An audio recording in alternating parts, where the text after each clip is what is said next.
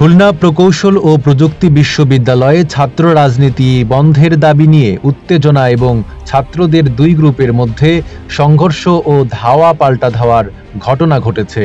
এই ঘটনায় ফেসবুকে পোস্ট দিয়েছেন বৈষম্য বিরোধী ছাত্র আন্দোলনের মুখ্য সংগঠক আব্দুল হান্নান মাসউদ।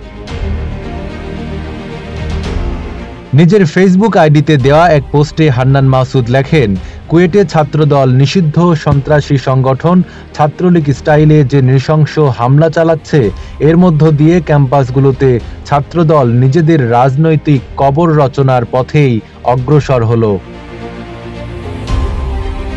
তার ওই স্ট্যাটাসের পর কমেন্টে অনেকে তাদের নিজের প্রতিক্রিয়াও দিচ্ছেন। এদিন দুপুরে কুয়েট ক্যাম্পাসে ছাত্রদের দুই গ্রুপের মধ্যে উত্তেজনা সৃষ্টি হয়েছে। পরে ধাওয়া পাল্টা ধাওয়ার ঘটনা ঘটে। প্রত্যক্ষদর্শীরা জানান, দুপুরে শিক্ষার্থীরা ছাত্র রাজনীতির ঠিকানা এই কুয়েটে হবে না, দাবি মোদের একটাই, রাজনীতিমুক্ত ক্যাম্পাস চাই। এই ক্যাম্পাসে হবে না ছাত্র রাজনীতির ঠিকানা সহ বিভিন্ন স্লোগান দিতে দিতে বিশ্ববিদ্যালয়ের ছাত্র হলগুলো প্রদক্ষিণ করেন।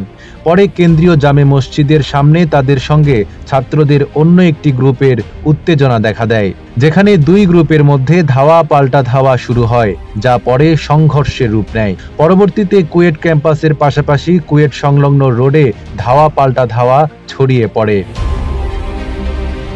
আরাবি, ঢাকা পোস্ট।